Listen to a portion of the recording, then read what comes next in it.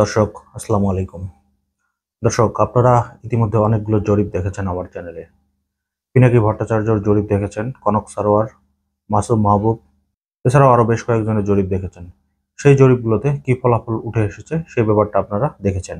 তবে এবার একটা জরিপ হয়েছে সারা বাংলাদেশকে নিয়ে, আর এই জরিপটা মূলত করেছে বার্তা সংস্থা এএফপি।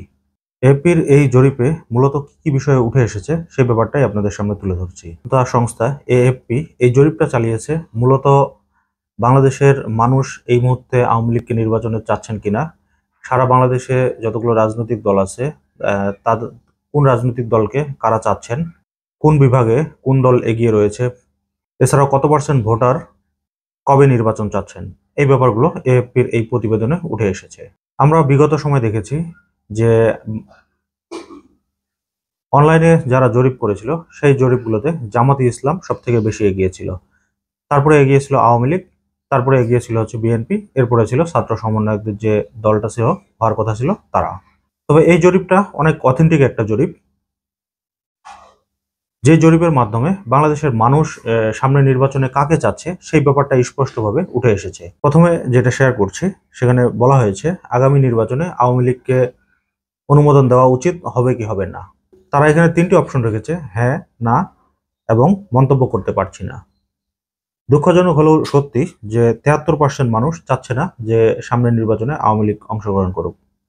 21% মানুষ চায় যে আওয়ামী লীগ নির্বাচনে অংশগ্রহণ করবে এবং 6% মানুষ মন্তব্য দিয়েছে তারা কোনো কিছুই চায় না। এবার আসি ভোটাররা কবে নির্বাচন চায়। এটা ইউনূস সরকারের জন্য একটা দুঃখজনক ঘটনা। 31.6% মানুষ চায় যে জুনের মধ্যে, জুন 2025-এর মধ্যে নির্বাচন হয়ে যাক। 26.5% মানুষ চাচ্ছে ডিসেম্বর 2025, আর 26-এর পরে চাচ্ছে 11%, আর মন্তব্য নেই 16% মানুষের।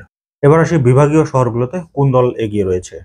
রংপুর বিভাগে ভোটের জরিপে বাংলাদেশ জামাতি ইসলাম 44.9% ভোট পেয়েছেন, বিএনপি পেয়েছে 21.7%, আওয়ামী লীগ পেয়েছেন 9.2% এবং ছাত্র সমন্বিত দল 3.8%। রাজশাহী বিভাগে বিএনপির সমর্থন হচ্ছে 42%, বাংলাদেশ জামাতি ইসলাম 35%, ছাত্রলীগ 12% এবং ছাত্র সমর্থিত 6%। খুলনা বিভাগে রয়েছে বাংলাদেশ জামাতি ইসলাম 46%, বিএনপি 38%, আওয়ামী লীগ 9%, ছাত্র সমন্বিত 3%। ময়মনসিংহ বিভাগে রয়েছে বিএনপি 46%, আওয়ামী লীগ 18%, জামাতি ইসলাম 18%, ছাত্র সমন্বয় 6%। সিলেট বিভাগে রয়েছে বিএনপি 51%, বাংলাদেশ জামাতি ইসলাম 26%, আওয়ামী লীগ 14%, ছাত্র সমন্বিত দল 2%। ঢাকা বিভাগে রয়েছে বিএনপি 44%, বাংলাদেশ জামাতি ইসলাম 25%, আওয়ামী লীগ 18%, ছাত্র সমন্বয় 5%। চট্টগ্রাম বিভাগে বিএনপি 47%, বাংলাদেশ জামাতি ইসলাম 27%, আওয়ামী লীগ 11%, ছাত্র সমন্বয় দল 7%।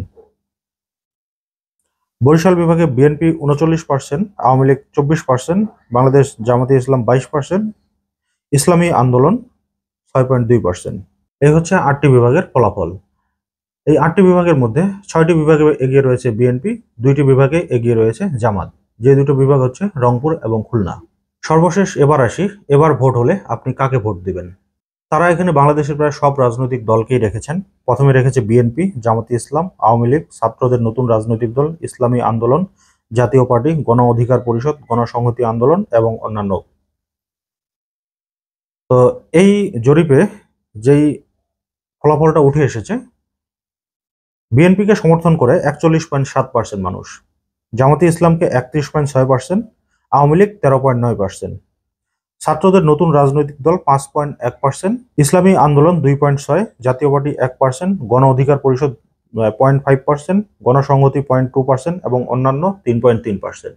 এই হচ্ছে জরিপের বিস্তারিত। তবে এই জরিপ নিয়ে একটা নিউজ করেছে দৈনিক কালবেলা, সেখানেও কিন্তু বলা হয়েছে আসন্ন নির্বাচনে এএফপির জরিপে এগিয়ে রয়েছেন বিএনপি। আমি বরাবরই বলেছিলাম যে আগামী নির্বাচন হলে বিএনপি ক্ষমতায় যাওয়ার সম্ভাবনা সব থেকে বেশি, কিন্তু তারপরে যদি কখনো নির্বাচন হয় তাহলে সম্ভাবনা আছে জামাত বা ছাত্র সমন্বয়কদের মধ্যে যদি একটা সমন্বয় হয়ে দল গঠন করে তারা ক্ষমতায় যাওয়ার সম্ভাবনা রয়েছে। বাংলাদেশে আওয়ামী লীগের রাজনীতি এখনো ধোঁয়াশি অবস্থায় রয়েছে, আওয়ামী লীগের নেতা নেত্রী কেউ নেই এবং হাসিনার বিকল্প হিসেবে এখন পর্যন্ত কাউকে দাঁড় করাতে পারেনি। তবে এখন দেখার অপেক্ষায় যে নির্বাচন হলে আসলে জনগণ কোন দলকে বেছে নেয়। তবে এই এএফপি যে জরিপটা করেছে এটা সারা বাংলাদেশের মানুষের উপর একটা জরিপ চালিয়েছে তারা। তো দর্শক, আজকের মতো এই পর্যন্তই। আল্লাহ হাফেজ।